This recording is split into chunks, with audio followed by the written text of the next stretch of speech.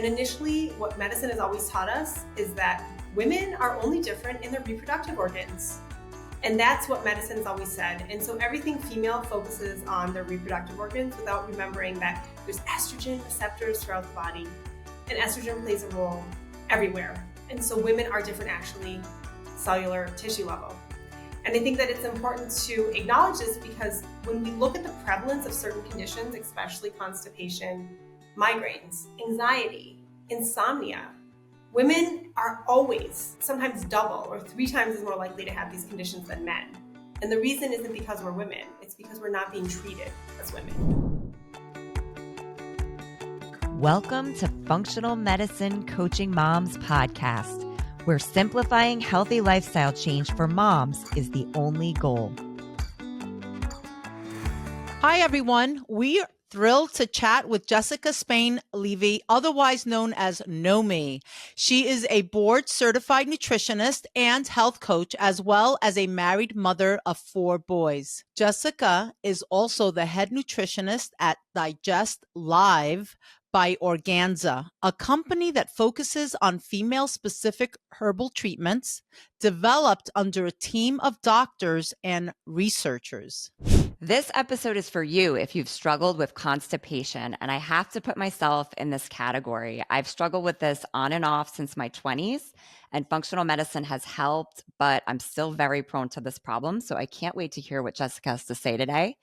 And we have a second guest today, Taya Helene, who is a young mom of 2 kids, and she's going to share her personal struggle with constipation, and we're very appreciative of that today. We met Jessica at the Institute for Functional Medicine Annual International Conference in Orlando, Florida earlier this year, and we're so intrigued by her approach to helping women with constipation. She shared with us how her company is looking at it from a female point of view and how hormones play a role. Very interesting. Thank you so much for having me. Awesome.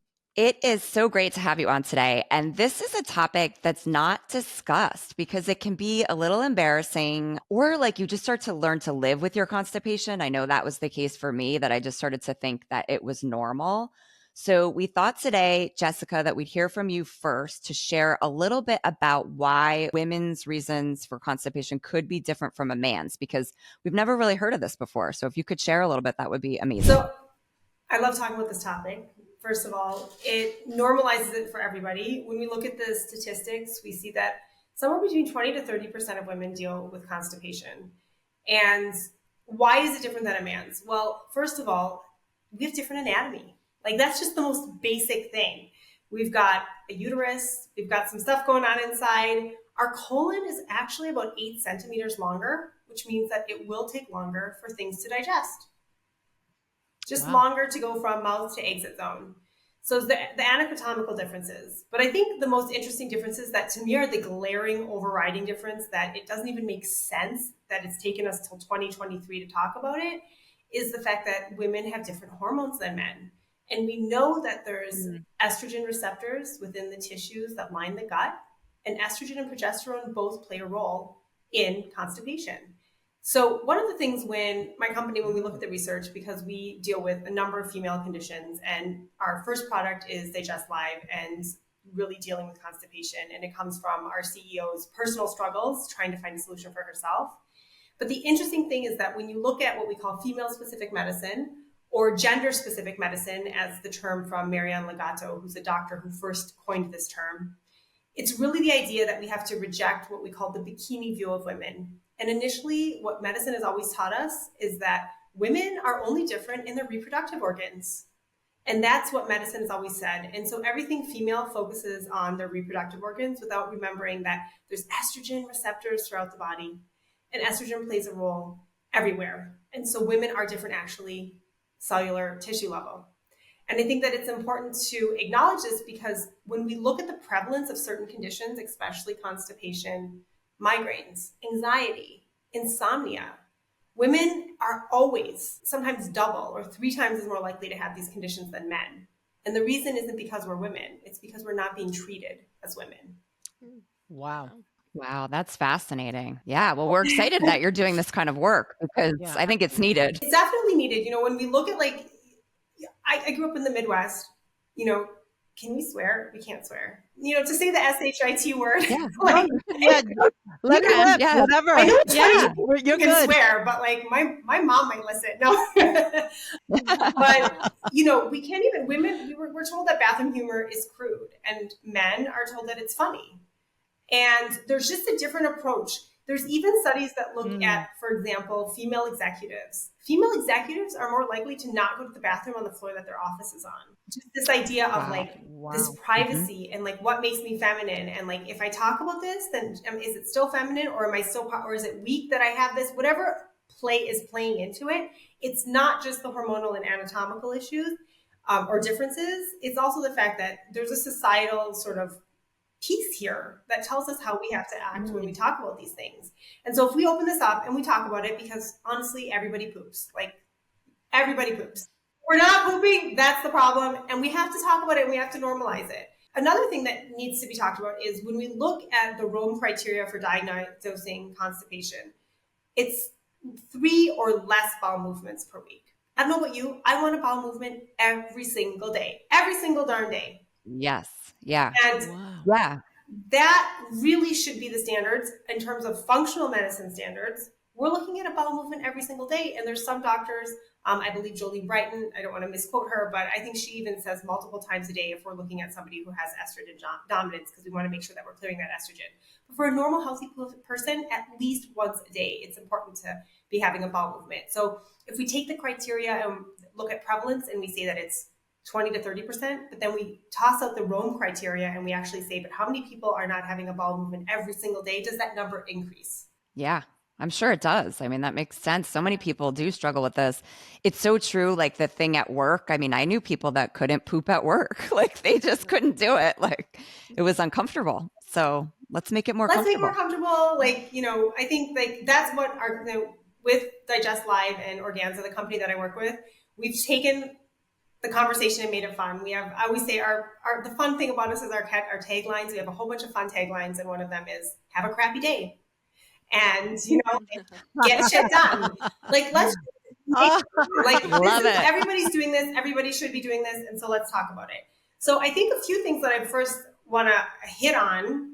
I want to invite, who are we going to start like chatting with? Taya, Christine, about digestion and bowel movements and all that fun stuff. Taya, we would love for you to share with us your personal experiences and struggles in this topic of constipation, and then, you know, see what Jessica has to say. At first I was like, you know what, have I really had like struggles with constipation and stuff? Because we were talking about it leading up to the podcast, and at first I was just like, no, actually, like really not really, maybe just a little bit during my pregnancy. But now that you're talking about it in this way, and now that I started really thinking about it, I was like, actually, you know, I've had more struggles with it than I ever realized. It's one of those things that you think you're normal until you talk to somebody else, and then you realize you're not normal. Right. You don't realize like, oh, I'm supposed to be going to the bathroom every day. Like for me, normally going to the bathroom looked like going to the bathroom every 2 days, every 3 days. And that was normal for me. And I was always like, yeah. And then talking to my friends, eventually I realized, oh, people go to the bathroom every single day. And so I always thought that was like, I never really thought anything of it until I got older, started learning more about this. And now I realize that definitely, it shows you what's going on with your entire body. Yeah, this is definitely something that I'm starting to learn a little bit more about, because I've definitely had digestive issues. I never made the comparison between my digestive issues and then having constipation, or even calling it constipation, because I don't really have too much trouble going to the bathroom. It's not like I'm in agony or anything. Like when you think of constipation, you think of someone like in a lot of pain going to the bathroom. But that was never really like my experience until I was pregnant with my daughter and stuff, and I had a lot of issues with my pregnancy. Besides that, like I never really had issues like that, but I've definitely had significant realizations and that I do have struggles in this area. And my stomach, I have had a lot of issues with feeling pain in my stomach and not being able to digest certain foods over others. And so that's definitely why I've really latched on to learning more about functional medicine and how to heal yourself naturally, because there's definitely things that I need to dive deeper in for myself and realize what is the cause of these side effects that I'm getting, whether it be not going to the bathroom for 3 days or the pain in my side that's, causing me a little bit of worries and stuff. So that's been my experience with it so far, but I haven't had like really, really intense issues, but I feel like that's a lot of people. Most people aren't like in the hospital because they're in so much pain. They're just realizing, oh, this isn't really the way that my body is at its optimal health. Yeah, that's where I'm at. I think you hit on a very important thing, that it's not like to the point where it's acute and so chronic that you're in the doctor demanding change, demanding a solution. It's to the point where you're like, I'm uncomfortable. I don't feel amazing. Sometimes I'm a little bit more bloated. I don't understand why I've got slow digestion or cramping, but it's not so bad that it distracts you from your day-to-day activity. And the truth is, you're young. We're all young. And I think we're young much longer than society will even call us young, meaning like I tell my 6-year-old clients, you're young. But one of the things is that we should feel good in our bodies, and we should feel comfortable, and we shouldn't feel bloated. And so we want to kind of figure out, sometimes when it comes to constipation, there is this issue of slower digestion, and things are moving through the digestive tract more slowly. Add on top of that, maybe a little bit of dysbiosis. Maybe the balance of healthy bacteria in the gut are not quite the right populations. And then that can also contribute to slow transit time in the gut, which then can further aggravate this constipation. So all of these things play together. Add in the hormonal issues, and then add in like just the stress of being a human in 2023 with like people you have to take care of, kids and family members and life and work. Stress also plays a role. If it's not a really prevalent, like agony, like sort of horrible situation, you're probably not going to go and get it checked out immediately when you have kids and you have all these things going on. It ends up being one of those things that you notice, but you just kind of put on the back burner. That I know that's me. So that's that's the issue with those sort of little things. When you get these little hints that something's not up, something's up and not right. It's hard when it's not like something that, oh, I have to go to the doctor for this right now. Mm-hmm. You usually get to that point. So I think that's where it's like, we don't want to have it for so long that we're like, this is just how it is. We don't want to forget how we used to feel. And so I always say to clients, when was the onset when we're dealing with digestive issues and constipation? When was the onset? And sometimes there's a clear marker. Sometimes somebody will say it was pregnancy or it was a period of stress. I had one client who had a very stressful period and within like a month was basically diagnosed with IBS. And so there are sometimes when we can pinpoint what was the trigger that set this off. But sometimes people will say, I've had this since adolescence. Or I've had clients who say, I remember when I was a little kid dealing with this already. I remember talking about it with my mother or having to take certain medications when I was very small. It's actually the number one reason for emergency room visits for children is constipation, and often idiopathic constipation, right? Constipation where there's no identifiable cause and it's not necessarily responsive to fiber or lifestyle changes. So we want to look at how does this sort of vague constipation, it's not really horrible, how can we improve that? And I want to say that number one, everything that we're talking about here, I'm calling this conversations in constipation. It's not medical advice. It's not a protocol. Yeah. Right. Conversations in constipation. Like, what can we do? Yeah. So most of the times when people go to the doctor, they're going to hit off the basic things. If the doctor doesn't send them for further assessments, right? If there's rectal bleeding, if there's any sort of really acute chronic pain, then there's going to be generally a referral for further assessments. But most often the doctor's going to say, increase your fiber, and they'll suggest things like Metamucil and Benefiber. They'll say, increase your hydration, and try to move a little bit more. And those are the sort of three things that most commonly get prescribed from a doctor for lifestyle interventions or environmental interventions. But often with women, that doesn't work. In fact, introducing more fiber into a slow system that hasn't had adequate fiber or just doesn't handle fiber well is actually going to make the problem feel much, much, much worse. I have to admit that was me. Like, I went to the doctor and they were like, you need to add more fiber. I think they even suggested something like a Fiber One cereal. And I just got more bloated, more constipated, and was like miserable. So when you introduce fiber into a system that's slow, there's decreased motility. It's not moving through at the right rate. All you're doing is creating a really great environment to just continue to bulk up because that fiber absorbs the water, but it's not necessarily moving through fast. So why isn't it moving through?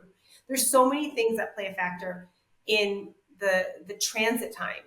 And so we can add all those things, but if we're not addressing also, like, for example, different times of the month when you have your period, you're going to have different amounts of estrogen, and that actually affects the amount of enzymes that are in your small intestine. And that is going to affect not just nutrient absorption, but that's going to affect how things move through your body. So some women will have all of a sudden right before their period, they'll notice that they get constipated when their hormonal levels are low, when that estrogen progesterone is low. And so we want to make sure that we're thinking about, number one, is there a time that we can pinpoint? Is this happening at the same time every month? Then it's related to the period and hormones. Or is it kind of chronic? Are there other signs that maybe estrogen is playing a role in this? And estrogen can play multiple roles. So it can play a role in that when we have sort of what we call estrogen dominance, estrogen to progesterone ratio, what we see is that the body isn't clearing estrogen. Then we actually really need to be having a bowel movement every single day so that that estrogen isn't going back into circulation. We want to be getting rid of it through a bowel movement. And we want to make sure that we're supporting, number one, the first thing I would say is, are we supporting the liver to make sure that it can metabolize estrogen? So dietary support, we're going to be eating a diet always high in fruits and vegetables, not just for their fiber content, but also for the compounds they contain that help to metabolize estrogen. We're also going to want to be getting adequate protein because we use amino acids in the second phase of the way that our liver breaks down. There's a 3-phase process that the liver is doing to conjugate, to break down and metabolize this estrogen. We also want to be getting an adequate amount of protein because we need those amino acids. And so we really want to make sure also that we're eating a variety and hitting sort of all the nutrient-dense foods that we can get, not just sticking to the same diet every single day. That's the most basic recommendation. At the same time, we can investigate food sensitivities. And sometimes people will become constipated with very specific foods. Generally, if you don't have a weight issue, and so you're kind of eating exactly what you need, you can't even really afford to eat white flour and the more processed foods because it outcompetes your more nutrient dense or higher fiber choices. So it's also making sure that whatever you're eating is the most nutrient dense option that you can have. So that's sort of the first dietary approach. But then we're going to think about what else can play into it. And there's a few other things when it comes to the anatomy. There's not just the fact that our colon is a little bit longer. There's also the fact the pelvic floor itself plays a role in bowel movements. So if there's a lot of stress, high cortisol generally could lead to actually diarrhea. That's where we see IBS with constipation or the etiology of like diarrhea dominant IBS. But constant stress also means that we could be holding a lot in our body physically, just be tensed up. Well, those pelvic muscles need to be coordinated and they need to relax and they need to contract at the right time to have a bowel movement. And so there's actually even biofeedback for people who are dealing with chronic constipation to just really help to retrain the coordination of those muscles. I have to ask you because you're talking about the stress piece. And when I travel, I've had a lot of issues with constipation. And I know I'm not alone. Like I know there's a lot of people that when they travel and they're not near their home, they just can't, seems to go to the bathroom easily. So I'm just curious what your thoughts are on that one. So first of all, it is a little bit of that stress. When we're traveling, even if it's like for a vacation, there's stress, right? We're getting on a plane or we're getting in a car. We have to buy gas. We have to have everything packed. So there's a little bit of stress there. It can definitely be related to just sort of like kind of handling a lot, having to deal with a lot, that stress, just approaching the trip. Circadian rhythm dysregulation when we're flying between time zones, especially if it's international and you're like turning night into day, your circadian rhythm is going to play a role in your bowel movements because circadian rhythm is kind of what helps to dictate our hormones, and our hormones are what are driving all of these processes. So it's definitely when you're traveling, if you go from the East Coast to the West Coast, it might not be as much. But if you fly overseas, you might really feel it for a few days. I actually, full disclosure, I don't deal with constipation, but when I fly, I also feel like all of a sudden my body's like upside down. And it's also the different food. It can be even different water content or where you're drinking. If you're, I went in Vienna and I was having the water in the Alps is amazing. But here I drink water that comes through a purified reverse osmosis system. Even small things like that could potentially just kind of place a little bit of stress on your system, and stress being just sort of an unknown factor like that it has to deal with. So I think when it comes to travel, mostly a lot of it is that circadian rhythm. It's the disruption of our schedule. Our bowels, our enteric nervous system, right? We have our central nervous system, which is our brain. We have our enteric nervous system, which is our gut. They're connected through the vagal nerve. And that enteric nervous system is used to a schedule. It loves routine. And that's why we go out, all of a sudden everything's a little bit different. Not the same toilet. It's not the, it's a bathroom somewhere in an airport. And we think about things consciously, like, oh, I have no problem with that. I can go to the bathroom anywhere. But we also have a subconscious story that our body is responding to physiologically.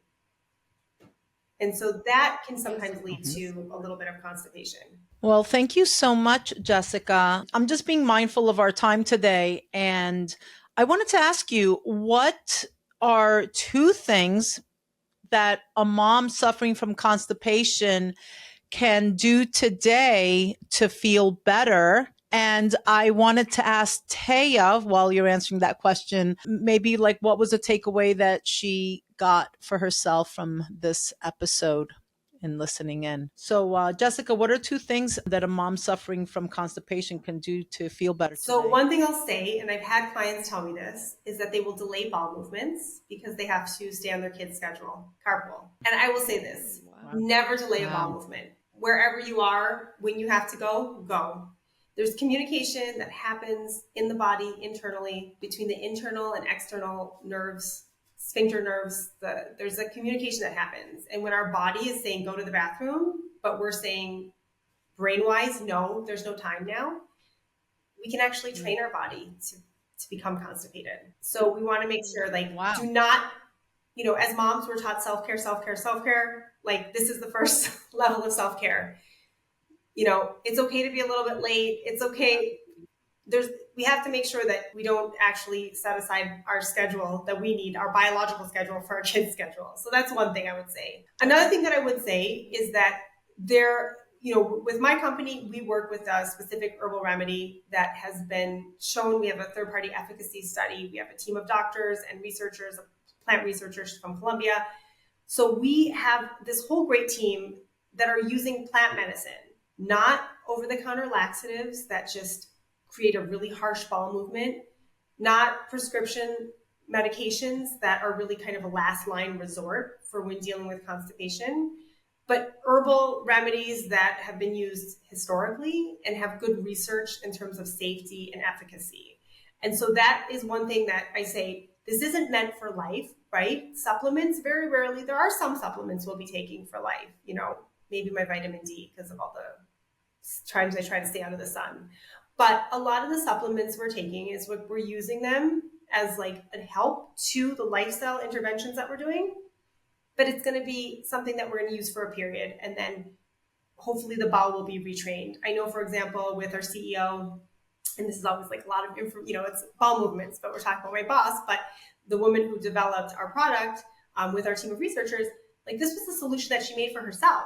She doesn't take it anymore today because after taking it for a period of time, she's completely regular. And I'm saying this because I know this is something that we've talked about, we've shared in other forums. And so I think that it's something to remember, that we can take a supplement to sort of get us started, to help retrain the bowel, to help ease off of regular laxatives that are more harsh and that might be promoting bowel, like a lazy bowel where the muscle isn't being used enough. So it kind of just gets weak because the bowel needs to be used regularly to maintain its strength. But we can use these supplements, and then it's something that after a while we can phase out of, because we're also doing the great diet and we've managed to like retrain the bowel, and we're supporting the liver with estrogen metabolism, and we're making sure to get enough hydration. But it's a synergistic effect of multiple choices. There is no one thing. And that's the problem with conventional medicine. We expect, like, here's your over-the-counter laxative. Okay, here's your over-the-counter laxative chocolate. There you go. And like now you're not constipated anymore.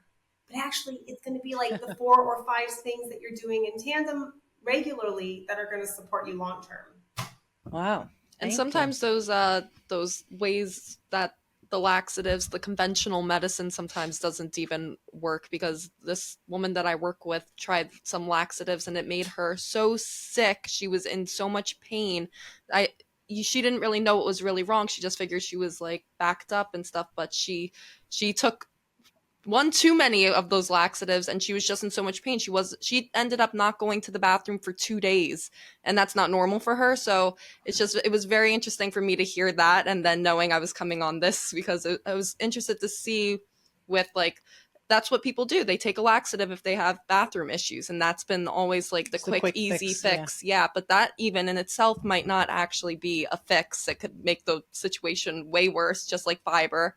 So I also had a question with the product that your company makes. If you don't have issues with the bathroom, but you think that you may have issues or you have stomach pain, so you might think of trying it, is there any like bad side effects to taking it if you didn't have constipation issues? Or is it okay, one of those things that you would have to see your doctor before you tried it? Or how does that work? That's a good question. So I want to say, first of all, what we do, how we differ from over-the-counter laxative, is that we're really addressing the root cause. So we've got some herbs in there that are going to support the liver for estrogen metabolism and for hormone metabolism. We've got some herbs that sort of stimulate the gut, but not in the harsh way that an over-the-counter laxative will. And there's a combination of 10 different herbs, and it's really the synergistic effect. We work with this plant researcher. She's amazing. She's like who I want to be when I grow up. And she's really one of the world's top experts in plant medicine. And so it's really how we use the herbs together. It is not one compound. I'll tell you, for example, one of the compounds that is commonly used in herbal type of laxatives is something called senna. Senna is a very harsh plant when only used just as senna. Also, the amount that's used in the over-the-counter laxatives are very high. And sometimes they'll even take just the active compound of senna called sennicide, and they'll just use that. We don't want that. Plants were made whole because there's synergistic things happening within the plant to help buffer the effects. We don't want to take one compound of the plant and isolate it if we can get benefits from the whole plant. So in our product, there's a little tiny bit of senna, but there's 9 other herbs that are used to help nourish the gut as well. When it comes to somebody taking it who doesn't need it, so there is a little bit of prebiotic fiber in there. I wouldn't call it a prebiotic, like on like the level that I would normally if somebody needs a prebiotic, but there are some prebiotic fibers in there in the fennel. And in general, it can be used also for nausea, for bloating and gassiness, because it does help to move things through the gut. Yes, I had tried it. I tried the little... Yes, the DigestLive. Yeah. I tried it and it really did like make my stomach feel better. At the time, I wouldn't say I was going through so much constipation, because I had just gone through a few episodes like with my daughter, like really having problems. But then I had my daughter and then I tried it, and because I still was having bloating issues, but not necessarily bathroom issues. And it did help. So that's why when we had talked about it and I was trying it, I wanted to make sure that like I wasn't like messing myself up with doing something when I wasn't 100% sure, but it ended up working out for me because it did make me feel better. And so, but if someone's not really sure what the issue is or whether it is a constipation issue, it's all natural. So it's 100% okay. Natural. It's third-party tested. I wouldn't be able to, I wouldn't stand behind it if I wasn't 100% like knowing exactly what's going on in the product, and also really familiar and comfortable with the research. And it's definitely something that you can take. I will take it even if I'm not constipated, but I'm traveling, because I just know like now my pattern is when I travel internationally, my stomach's not going to act the same. Right. So I'll take it before I get on the plane, because then I know by the time I get off the plane, and this I recommend trying before. You never want to start a supplement on a plane. You want to know what's going to happen. But for me, I know what's going to happen. I know how long everything's going to take. Oh, airplane bathroom. How embarrassing. It's like the worst. That's like a nightmare scenario. No, that'd be horrible. But I would take it before I go on the plane. And then I know by the time that I get off the plane and I check into my hotel, like I'll be ready to go. I'll be comfortable, and I'll feel like myself on my trip, instead of spending like 2 to 3 days, like getting back to myself. Yeah, I'm definitely looking forward to trying it for the travelers thing, because that has been an ongoing thing for me. And I just want to thank you both for coming on today. It has been such a great conversation. I'm glad we were able to be more brave, I guess, and talk about this issue, because I think it affects a lot of women and we're just not talking about it. So So thank you for your honesty, Taya, for No sharing about it. problem. And Jessica, we so appreciate all this great knowledge that you've given us and explaining how it's different sometimes for women and men with constipation. And we wanted to say that if you'd like to connect with Jessica, you can connect with her on Instagram. She has the handle Nomi Knows Nutrition. You can check out that. And then also you can check out DigestLive by Organza, that handle on Instagram. Both those places you can find her. And then Jessica, did you have anything else you wanted to add about people connecting with you or special Yeah, offers? people can definitely connect with us. They can also check out our company's website, DigestLive.live. There's a contact page there. They can check out, we have free international shipping. And for anybody listening, we have a code, 15% off. The code is FMMOM15. So you can go and use that at checkout. And thank you so much for having me, for letting me talk about this. I just want every woman, like, what you guys are doing is great. Every woman, every mom should feel great in her body. And 1% better every day or every week is a significant improvement after a year or two. And so whoever's out there and listening and wants to just take charge of their health, don't get overwhelmed. Pick one tiny thing that you can do and keep showing up. And when it gets tough, take a break one day, but show up the next day. Don't wait 2 weeks. Show up. Show up the next hour, but just keep showing up. Wonderful. Love that. advice. Yes. That was great. We love that. You're speaking Thank our you. language. Yes. I love it. Small steps. All right. Thanks again. We'll see you next time.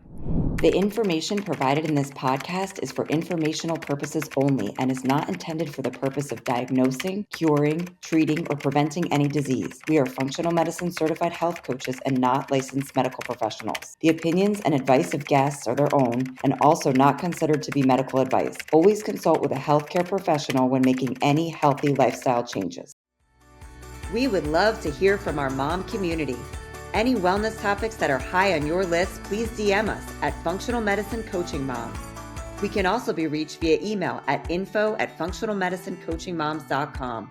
You can find Functional Medicine Coaching Moms podcast on Apple Podcasts, Spotify, and YouTube. If you enjoyed this episode, please hit the subscribe button.